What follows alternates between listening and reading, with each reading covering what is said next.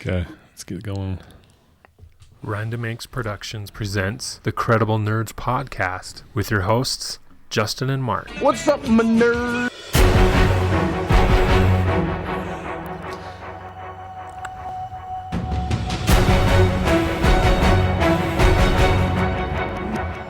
The Credible Nerds podcast. We're back again. Yeah. My name is Justin. I got Blake and Nathan with me this time.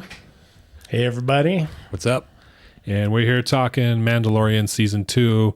And last time we talked about the Jedi, Ahsoka Tano, and how Mando had to meet up with her and figure out where to go because he thought that he needed to take Grogu, and we learned Grogu's name last time in the last episode, that he needed to take Grogu to this Jedi, Ahsoka. And she's like, nope, I'm not the one who's going to train him. Go here now. Yeah. So he left. I forget the planet. I wanted Tython. That's what Tython 4 or just Tython. I can't remember. But he's got to take Baby Yoda to a seeing stone, place him on the seeing stone, and then the Force will help him communicate to another Jedi that can help him. They can train him.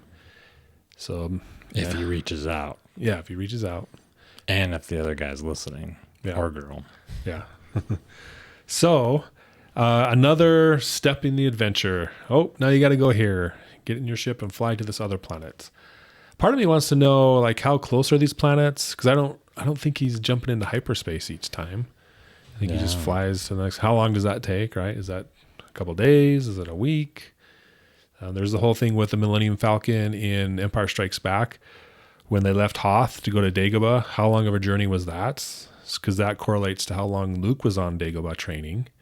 You know, those questions are never answered, and I don't think they are going to be here either. Like, how long does this journey take? How much time's passed? And I certainly don't think we're going to figure it out.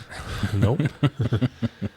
So, Tython, they show up, they come in the atmosphere, and they find the Seeing Stone, and it was just this hill.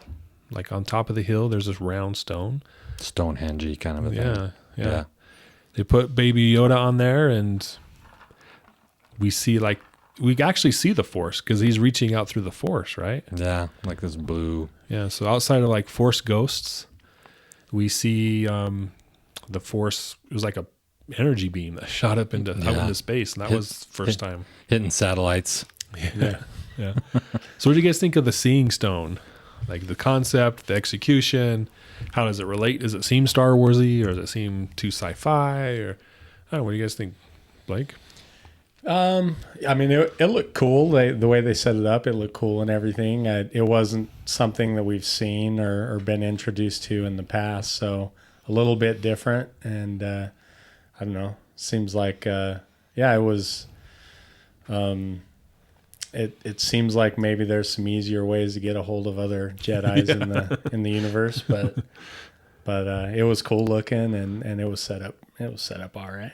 Okay. Yeah, like I said, first thing I saw was like some sort of Stonehenge ancient thing, and what I like, and I do like it when there's these ancient Jedi relic sites and or objects that seem to be from a different time, a different era, from maybe perhaps when the Force was new and or and it was in the Star Wars universe as a whole, and in these not modern type of buildings or sites. So it kind of, to me, calls back to maybe a time when the Jedi were more of a religious kind of a group, and certainly more unique and isolated. Because like, why this planet? And it doesn't look like there's anything there that would suggest it was populated. It's just this kind of like a temple on this planet. Doesn't look like there's anything showed them anyone living there, even if it was hundreds or thousands of years ago. But yet this site, remained. So I thought it was like a callback to that, just like we see in the most recent series where Luke's on the island where the Force was originated, and he kind of had these relics, signs and different things in the ground. The first Jedi temple. Yeah. Yeah. I like that kind of stuff. It's cool. I agree. Yeah. It was cool to see. Had some writing around the rock, so what's that about?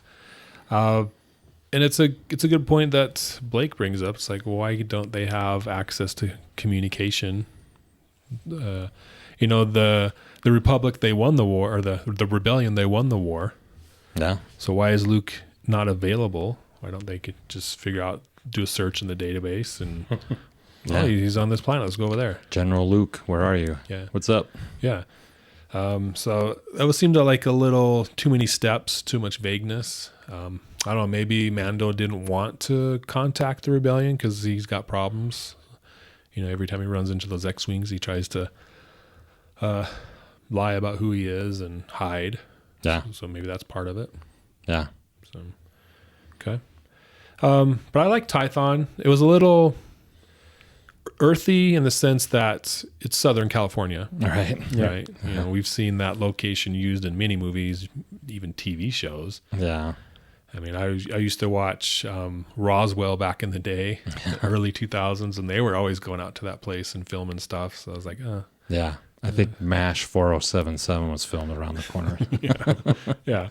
So unfortunately, it's like, oh yeah, we've been there before. We know where that is. Yeah. We've seen that before. But I liked that they did go on location instead of using the soundstage that they always use. Yeah. It's good to mix it up. So there's some positive things about it. So while Grogu's on the Seeing Stone, they can't Mandalorian can't grab him. He's untouchable at that point. Yeah. So a ship arrives and he's like, we got to get out of here. Yeah. So that was the next thing the best thing about this episode for me. He looks up, you see the Slave One flying through the atmosphere. Yeah. Just coming in. They see him and they land. And for me, that was one of the highlights of the whole season. Just seeing that. Yeah. That scene. That was so amazing. What did you guys think about Slave One when it showed up? Did you know who it was? I mean, I knew who I thought it was. Yeah. But I mean, the Easter eggs in the previous episodes suggested that what we hoped is that we would see Boba Fett show up. I mean, I don't know why people who grew up watching the original trilogy all of a sudden seem like they really liked Boba Fett, but he seemed to have a resurgence of popularity as time went on, and everyone just really was hoping he was still alive, even though we all hated him when we were kids because what he did. But but the guy that captured Han Solo. Yeah. But we liked him. We He wanted to had see a him. jetpack. He was cool. Yeah, he was cool. Yeah, so that was awesome to see that. And then we knew it was Boba, but we didn't know how he was gonna present. He's gonna come in firing guns, or why he was there. I guess we kind of knew he wants his armor. Yeah. But Mandalorian doesn't know, so we're not entirely sure. But yeah, he shows up. He wants his armor back, and I don't know. Was that a good enough plot device to get him to team up or meet up with Mandalorian? I didn't think so till I saw it on him. No, I mean that arm. I mean that armor is a pretty big deal. I mean, it previously in the series, when Mandalorian came across it, it was a big deal for him to get it back, and so I guess that played out okay for me. Mm-hmm. It was pretty quick to hand it over, I think, but after all Mandalorian did to kind of recover it, he's like, makes sense. It was your dad's. There you go. Yeah. Yeah, I liked it. It was cool. I'm like, although I did, when he showed up and said, I'm here for my armor, I'm like, you can take it, but I don't know how you're going to fit into it. Yeah. You guys have been to Comic Cons and stuff where they have the older guys wearing the Mandalorian armor, the Stormtrooper armor, and they're a little heavy. Yeah. It's a little tight. Yeah. It did look like that.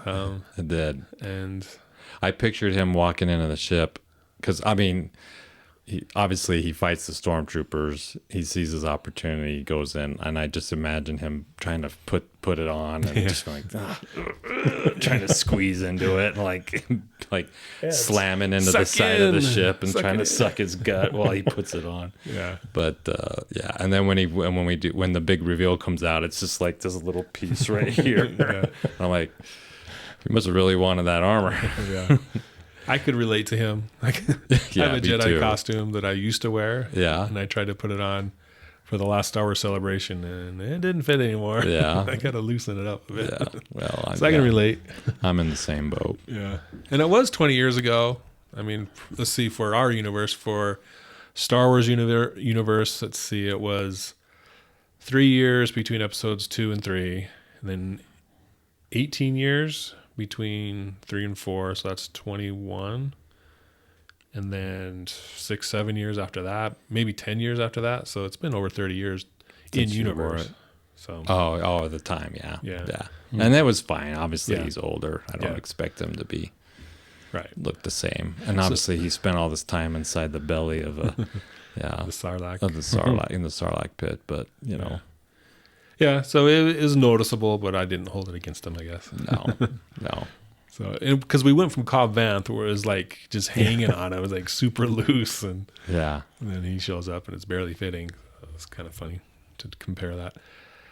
He also brings along Fennec Shand with him, this bounty hunter that we were introduced to in season 1. I think it was episode 5 or 6 or something like that. It's on Tatooine, and we thought she gets killed by the wannabe Han Solo, and but apparently she wasn't, because she lifted up her shirt at some point, and you see like all these cybernetics, I guess. Yeah. So she's been healed, and I think in a future episode, or maybe it was Book of Boba Fett, we see how that played out. Yeah. But I don't know. What do you think? Fennec Shand's hanging out with Boba Fett now. What do you guys think about that? The introduction to her and her appearance here. Yeah, getting the group together. That's what it felt like, you know. They're kind of starting to pull together a batch here, and then of course later we see it come together a couple more times. But I liked her, you know, in the earlier episodes, so it was fun to see her come back, and yeah, cool to see those two together. Okay. Yeah, I liked it. And obviously he's been, you know, he must have been trying to figure out who had his armor and was on that track. And then, you know, he needed someone who would help him, because, you know, and so when he rescues her, obviously he rescued her in some capacity. We find out later how, but, and see that, then that was cool to see. I like to see her. She seems like a real cool dynamic character. But some things I really liked about this episode were, of course, the fighting scene. You know, it was awesome seeing him out take that bantha staff and just crushing skulls and smashing helmets and armor flying everywhere. It was great. She seemed like a pretty good shot with that sniper rifle, jumping off rocks and spinning around. And, you know, and the old cliche, you know, she's standing on the top of a mountain. She's got the high ground, right? And she's popping off stormtroopers left and right, and they can't seem to get anywhere. And they got mortars. That was a pretty cool new thing to see. At least I hadn't seen that. And then, you know, they pick up the repeater rifle and start blasting away, and she pushes the rock. That was pretty cool to see it roll down and smash those guys. I know, right? Yeah.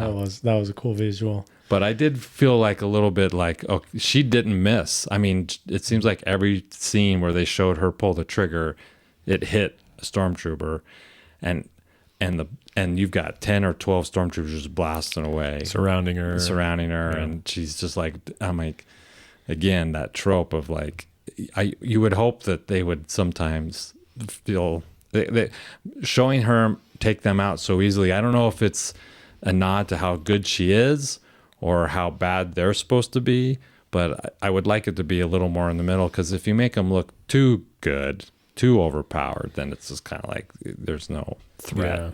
Yeah. We talked about that, you know, a couple times ago, I think too, where there's got to be just, you know, if it's so easy, then it just becomes kind of monotonous. Like, all right, another 20 stormtroopers. All right, get through them, you know. And I did like I think I saw the first smart stormtrooper ever. He's like, let's get out of here at the end of the fight. It didn't work out well, but Yeah. at least he had the good idea. And they were more aggressive. The one guy's like, I can't remember what the complaint he made, but the captain is like, well, flank her, you idiot. And then he gets shot. So, but they were very aggressive. But yeah, they didn't. But I love that battle scene. It was really cool to see Boba Fett just take him on and everything that he did, and eventually don the armor. Some things I didn't really appreciate or had a problem with was in that same scene, they at the end, they're not hitting anything, right? They're not. The stormtroopers aren't hitting anything, and then they team up together, and they're like Mandalorians, like standing there now, and they're pinging off his armor left and right. All of a sudden, they can't miss. Yeah, they're sharpshooters. Yeah, and they're hitting him, and the laser blaster fires bouncing off his armor, and she's ducking behind him, and I'm like, come on. Which is it? They can't hit anything, or they can hit everything. Yeah, and he's just like getting knocked back and forth, and I'm like, and earlier in the same show, they're like, she's surrounded by them, and they're just running right up to her with the gun in their hand, and not even like shooting. Yeah. They're just running at her, and she's just pew pew, and it's just kind of like, come on, let's have some consistency here. Right? Yeah, that kind of was like, this is silly. Mm-hmm. Yeah, I agree. And again, what good is stormtrooper armor? Yeah, one shot, they're down. Yeah, that stuff was busted like cheap plastic from a McDonald's Happy Meal. Yeah.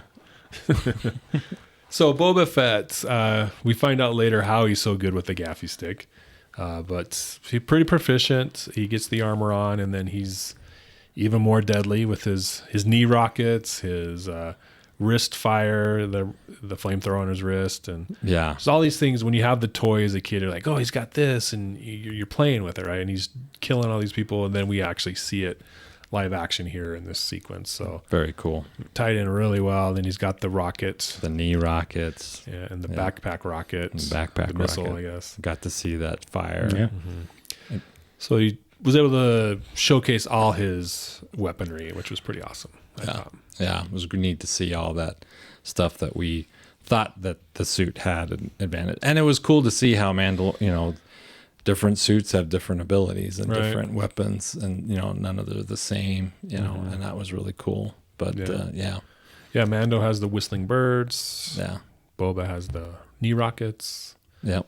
So yeah, what did you think of so he goes down off the hill, he can't get Grogu off the rock because the big force field thing's knocking him back, and Boba Fett's like, hey, give me my armor, and he's like, we'll have to fight over it, and he's like, well, I've got the sharpshooter aimed at your little friend up there, and he's like, whoa, and I'm like, okay, didn't you just try to rescue him off that rock? Yeah, shouldn't you be like, no, that blaster is probably not going to work? Yeah. So why is he like, oh, okay, I guess you got me in a tough spot? That part I like. Yeah, it could have been he just didn't know how a laser bolt would work. Yeah, but yeah, it's like, yeah, I would have couldn't maybe not risk it just in case, but I would have thought like, go ahead, shoot away. Yeah. So okay, and I did think it was interesting how he takes out the backpack. Yeah. Yeah. And then when the stormtroopers show up, he runs up the hill. Runs up, runs down. He doesn't just grab his. Yeah. It's like, dude, just put it on. I had the same thought. Like, it's not like he put it like 3 miles. Yeah. I mean, he just set it down right there. Yeah. They all show up. Yeah, and he's like running up. He's running. Yeah, exactly. I had that same. Well, and when he did, I thought, why is he taking that off? I haven't seen him take. And it's one of those telegraphed moments where it's like, hey, audience, I'm taking off my jetpack here, just so you know. Yeah, the whole thing wouldn't have worked unless he had it off, because everyone would have been saying, just fly up there and grab him before the dark troopers show up. But they had to like figure out, okay, how do we fix this problem? Oh, well, a little too obvious. Yeah, it was a little too obvious. But I mean, I would rather have had him just been like, maybe he gets shot in the back and it malfunctions or something like that. Mm-hmm. And then you're like, okay, that's a lot more believable, because I swear he ran by it 3 times. Yeah, there's better ways it could have happened. So Yeah. it sounds like Moff Gideon, he shows up in this Star Destroyer. And it sounds like he sent the Stormtroopers down to recover Grogu. Yeah. And then they ran into these three guys, these bounty hunters. And they fail. And so then he sends the Dark Troopers. And we had got a glimpse of them in a previous episode, but I hadn't really seen them until now. Yeah. So all of a sudden they just show up and they're flying around from the ship to the surface and back up again. Oh, what do you guys think of this introduction? Pretty much for live action, new Stormtrooper, basically. What do you guys think? I mean, it was pretty cool, but I would have liked to have seen, like, they just kind of came down, grabbed Grogu, went right back up. I would like to have seen them, show off a little bit more, I guess. But it was pretty cool. Anytime you take something and put it in black, it looks pretty good. Yeah. So. Yeah. Porsche Stormtroopers. Yeah. Yeah. They're pretty cool. I agree. I thought they were going to get up there, and even if it was like him takes a couple pop shots at him and have it just bounce off and then they fly away or something like that, and he's just like comes to the realization that this is a whole new threat that he's never dealt with before and will have to deal with. Yeah. That way we see how deadly they are, or how strong they are, or whatever the case may be, instead of just, oh, they fly. Yeah. So, Yeah. and then you could have solved the backpack issue, because he flies up there and he has to fight a couple of them, but the rest of them take off. Yeah. Maybe they grab him and rip the backpack off of him or something like that. But yeah. So yeah, pretty cool to see those guys. They kidnap Grogu, head up to the ship, and then Moff Gideon takes off. Light speed from, was it in atmosphere, do you think? Or just right outside? But they didn't like fly off into space and then do the hyperspace. It was right from the planet, basically. Yeah, he just kind of takes off right there. You see Slave One, which I know we actually don't call it. It has a new name or something like that, right? But yeah, he's flying right at it, and then all of a sudden you just see it take off, in the background. But yeah. Another thing I did, though, it was a little tough to watch, was the old Razor Crest getting blasted. Yeah, that was rough. Finally, the Razor Crest is done. After so many breaks and fixes and breaks and fixes, it's done. Yeah, put that thing to rest already. Yeah. Which was sad, because I really liked it was that a cool ship. ship. Yeah, and he just put so much money into it. It's like like when you fix we were talking the other day, when you fix your heater and then the transmission goes out a week later. Yeah. I just fixed this thing. Yeah, I don't know how many times I've put new tires on my car and then crashed my car, totaled my car. Yeah. So it's like, I just spent $1,200 on tires and I can't use them. Yeah, you don't get that money back, do you? No. Yeah, how frustrating. It's happened a couple of times. Oh, geez. I guess I got to fix my driving skills. But yeah, similar thing. Just drive on bald tires. Yeah. And have that cause the wreck, and then you're like, well, at least I saved $100 on tires. Yeah. Yeah. So, a lot of cool things in this episode, like we were talking about before we started. Not a lot of dialogue, not a lot of go here, go there, do this. It's just straight up. They arrive at the planet. There's some conflict, confrontation, battles. Grogu leaves the planet. It's over. Yeah. Pretty simple episode. But a lot of cool stuff. We see Boba in action, really for the first time ever. Yeah, to that level. Yeah. I mean, of course, from the original trilogy, we got the impression that he was this really tough guy. And when we finally see him in Return of the Jedi in action, he kind of came off a little bit of a bumbling, uncoordinated. He just kind of gets, and ends up in the Sarlacc pit, just kind of falling in, just whacked in the back, and the rocket shoves him in there. So we finally get to see the, what we would have, what the reputation you would have hoped would have, garnered. But it was cool. Yeah, and I think that's what they wanted to show us. Yeah. Like, okay, here's Boba Fett. Here's why he's awesome. This is why he's feared and respected and all that stuff. So yeah. And that was overdue, in my opinion. I think we needed to see that. Absolutely. So. Yeah. All in all, I loved the episode. It was a great episode. But yeah. So Blake, you mentioned that there's been some deals in this episode. Which ones did you notice? There were I think 2 deals talked about when Fennec showed up, and she mentioned that she owed the Mandalorian. Did he kind of save her? He saved her originally, and then she was shot, right? Yeah. So there was that, and then there was the armor, and that a deal there. Yeah. And then I guess later we haven't talked about it, but when he meets back up with Kara, deal number 3. Yeah. That's right. Child. That's right. But of course, so they make the deal, which I didn't really understand, but to a certain degree, okay, maybe he's like, listen, I don't want to fight you for my armor. It's my armor. Give it to me. Mm-hmm. And he's like, look, I can prove to you that it belongs to me, and creed or no creed. But that's when the Stormtroopers pull up. But he's just like, make a deal. I'll help protect Grogu if you give me the armor. Mm-hmm. So at the end, they kidnap Grogu, and he's got his armor. Yeah. So I was kind of like, and he's like, well, you fulfilled your end of the bargain. And he's like, no, we'll help you get him back. I was kind of like, why? Yeah. You got your armor. Yeah, you got what you wanted. You got what you wanted. Just head out. That doesn't. He wasn't going to give you the armor. Yeah. He had to go take it. Yeah, you never. Exactly. And you almost lost it if you hadn't gotten it. It had been blown up in that when the Razor Crest. So I was kind of like, he never agreed to give you the armor in the first place. You just basically got it by default, took it. So you don't owe him nothing, but okay, whatever. Yeah. He's man of his, I guess he's just kind of like, obviously there's a setup there and had to be there, which I could appreciate. But I also did like at the end there, you mentioned Cara Dune when he shows up, because that in the previous episode, she got thrown that badge and they just left it sitting on the table. Yeah. And then he shows up, and obviously she took that on, is now in an official capacity. So I like that. Yeah. Yeah. Good tie in there. As far as the armor, he pulls out, oh, this is my armor. I'll prove it to you. And he pushes the button, and the holographic image shows up showing the chain code. Yep. Mm-hmm. And this is the first time we actually see it. Well, we heard about it in the previous episodes, the chain code kind of directs you to the person. It's like an ID card, I guess. Yeah. Together. Are we thinking like DNA kind of a thing? Yeah. Is that what that's supposed to be? Yeah. Well, I don't think it's really been defined yet.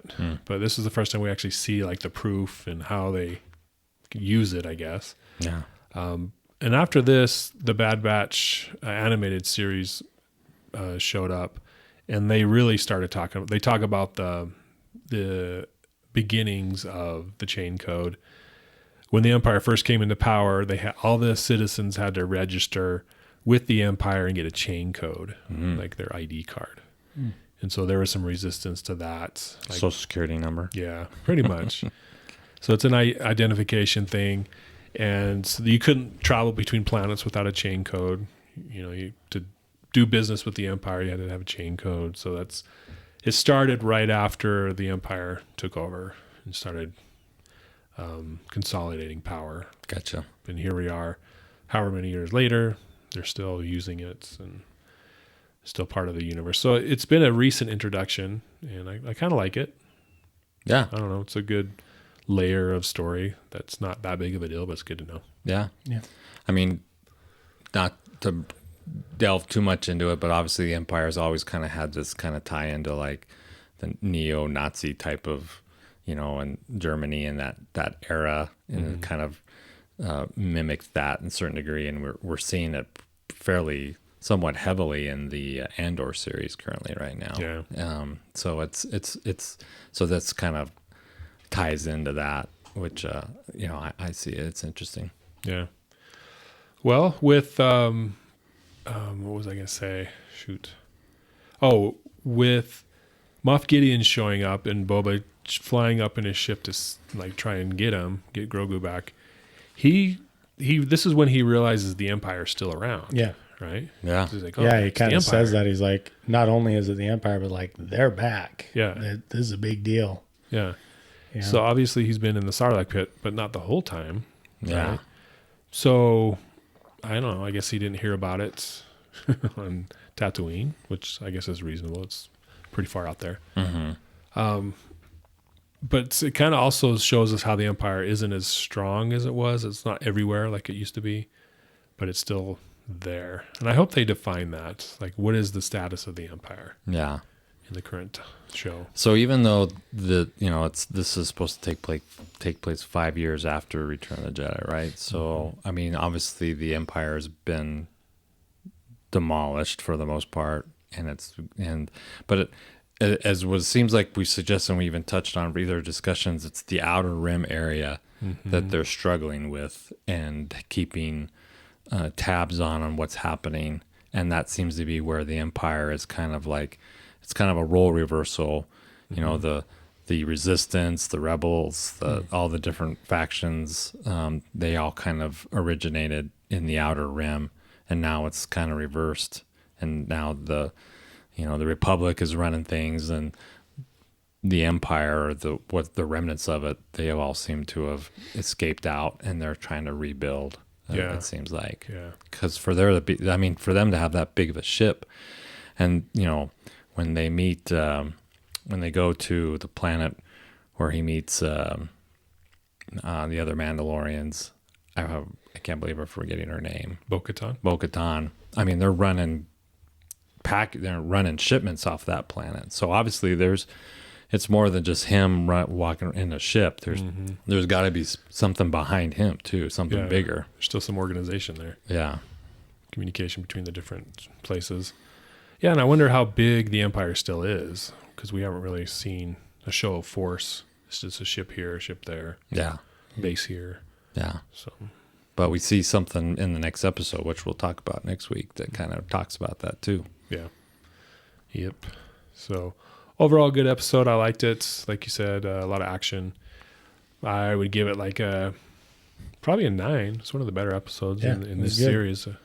So, any final thoughts on this episode? What did you think? So at the very end, Moff Gideon, he gets Grogu, and then there's that scene where they're in that in that holding cell, and Grogu's just beating up on those 2 stormtroopers, and he kind of lets him go, and I was just thinking, what was your thoughts on kind of the significance of that? Because I know they've talked about Grogu and the fear and the anger inside of him, and then there was that scene.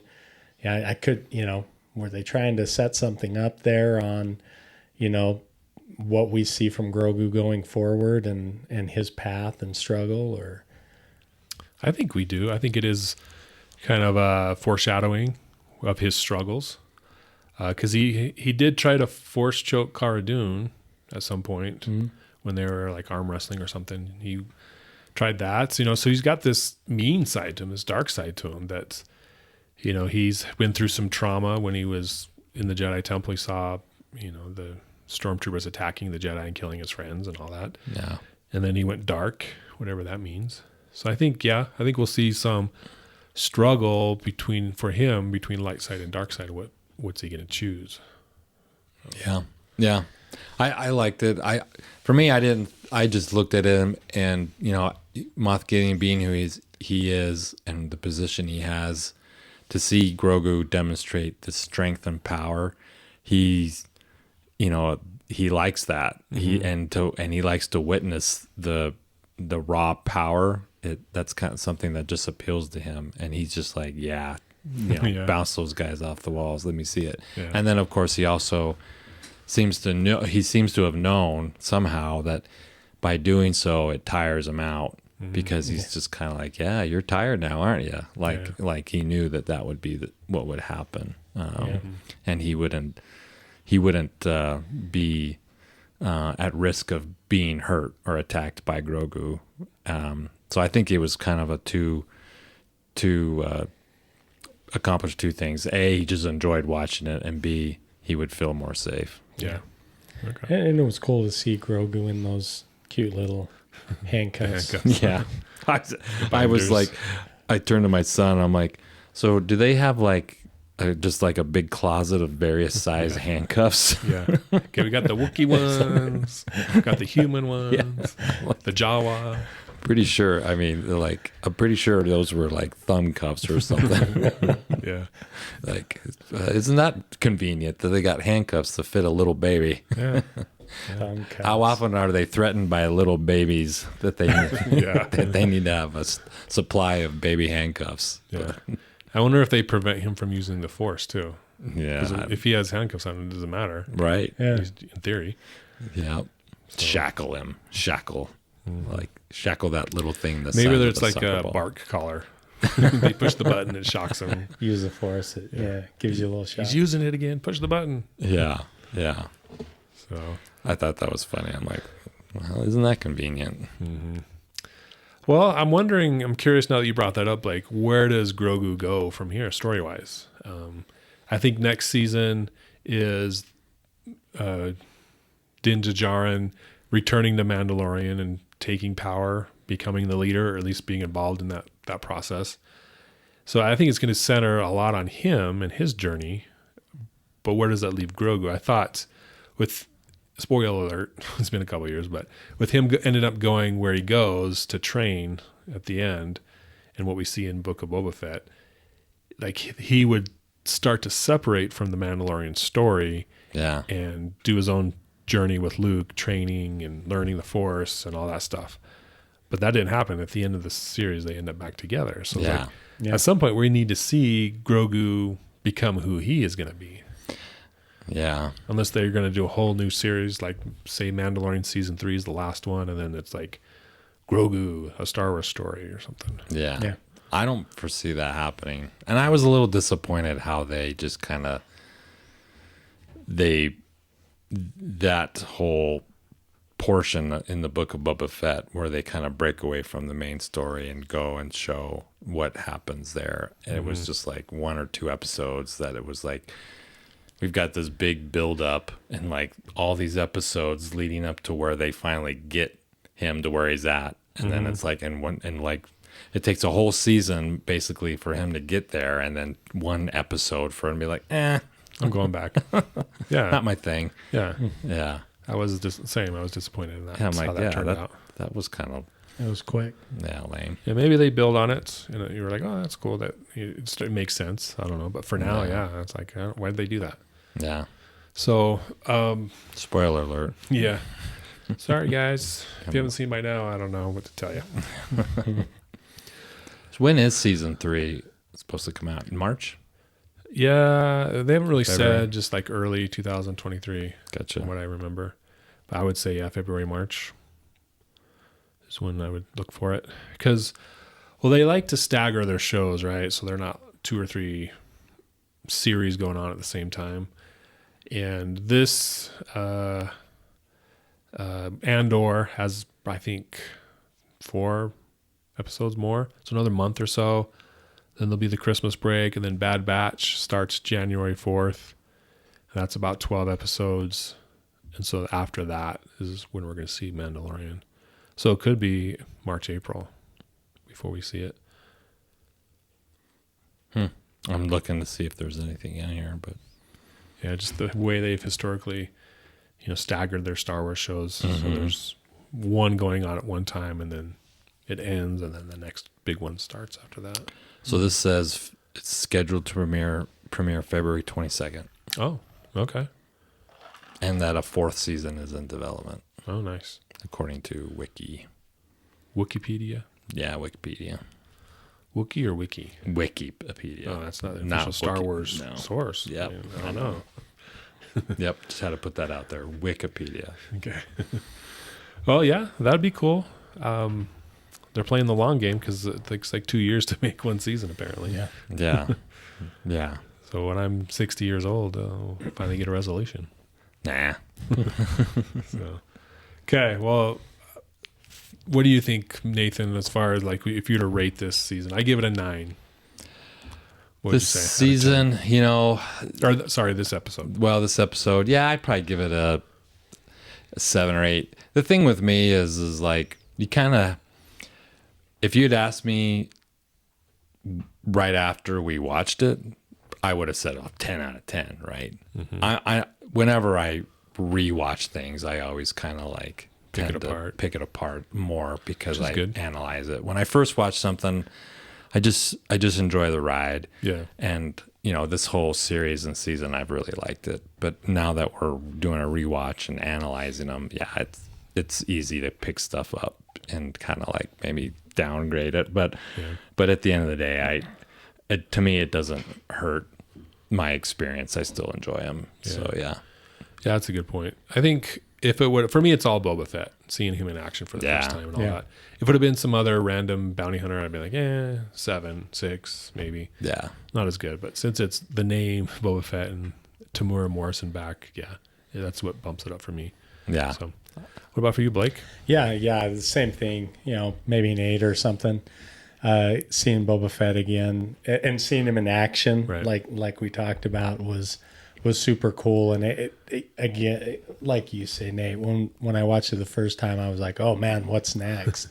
This is going to be cool. This is just the start of all this. And then I don't know if the first time I saw it, if we knew that they were doing the Book of Boba Fett or not. I can't remember if that was announced or we didn't. So yeah, just kind of seeing that and being excited about seeing more of this kind of mysterious, cool character from the past. That was pretty exciting. I liked it. Yeah. Cool. So overall, we liked it. Good episode for this season, for this series. Next up, chapter 14. Oh yeah, one more thing. This episode is called The Tragedy. I guess him getting kidnapped. Yeah. I think it was the Razor Crest getting. Oh yeah. Yeah. I would buy that more over Grogu getting kidnapped. Yeah. That's more tragic. I think it was listening to him make 3 or 4 more deals. Yeah. I'll do this if you'll help me. Yeah. Okay. All right. I'll help you if you help me do this. All right. Well, I'll help you if you help me do this. Oh, okay. Sure. Deal. Yeah. Yeah. I keep waiting for somebody to just offer him a case of natural light, Do this for some blue milk? Death sticks, maybe? There you go. Yeah. I did like Boba Fett's like, this is no spice dream. I'm seeing what I'm seeing. Yeah. Boba Fett relating back to his younger years when he was like riding the spice train. Spice head. Yeah, experimenting in his adolescence, little, here and there, checking things out. Yeah. I thought that was funny. So, yeah. So, next up, chapter 14. What is chapter 14 called? Should have done my research. Why don't you look that up? Me? Yeah. Okay, I'll look it up. You can probably do it a lot faster than I could on my phone. All right. This is actually chapter 14. My bad. 14, the tragedy. Next up is chapter 15, the believer. The believer. So, isn't there a song about that? There's got to be. I'm a believer. Yep. From the Monkees. The believer, and then the rescue. Mm-hmm. And that's it. Right? Yep. 2 more episodes to go. Yep. Wow. So we'll get into it next time with the believer and see what happens if they can figure out where Grogu is, get him back. What's going on? Now, this episode was directed by, it looks like, Robert Rodriguez. Yeah. And this is kind of his introduction to, hey, he's the Boba Fett guy. Let's get him his own series. And doesn't he end up getting a lot more in some of the future? Well, he was the showrunner, I believe, or one of them for the Book of Boba Fett, and he directed some episodes there. Gotcha. So, yeah. But the believer, again, side quest for that one, which was it was fun. It's a fun show, and there's a reason for the side quest. It's not just some random thing, but it's pretty entertaining. I liked it. So Yeah, stay tuned for that one. That's a good episode. It's a lot of action, a lot of character dynamic, a lot of talking. You get to see a lot of things, different planets, different sites. I liked it. It does extend my confusion about technology in the Star Wars universe. Oh yeah. Yeah. There's just that one terminal. Anyway, Yeah. we'll talk about it. Yeah, maybe we'll get to see Mandalorian's face, maybe? I don't know. Who knows? Who Could be knows? anything. Maybe you never know. Yeah, it's like someone needs to tell them about Wi-Fi, right? It's like back in like 91 when you had to go to the library to use their one computer. Yeah. Had an old CRT monitor and Yeah. There was a line you had to sign up to get on. Yeah. Get a time. We can travel faster than light, but we can't seem to be able to network our computers. Yeah. Kind of have to like, whatever. Good stuff. But yeah, thanks guys for joining us here on the Credible Nerds podcast as we reviewed chapter 14, The Tragedy. And subscribe to our channel, like this video, comment on the video, helps us out. It doesn't cost you anything to support us that way. Let us know what you think. If you had any thoughts about seeing Boba Fett back on the screen again for live action, and if he was too overpowered, was he just right, or were you expecting more from Boba Fett? So let us know what you think and of this episode, and we'll engage with you that way. Definitely follow us on our social media stuff. Just do a search for Credible Nerds on your favorite platform, and we'll be there. Follow us there. And thanks for watching. Thanks for listening, and we'll catch you next time. May the Force be with you.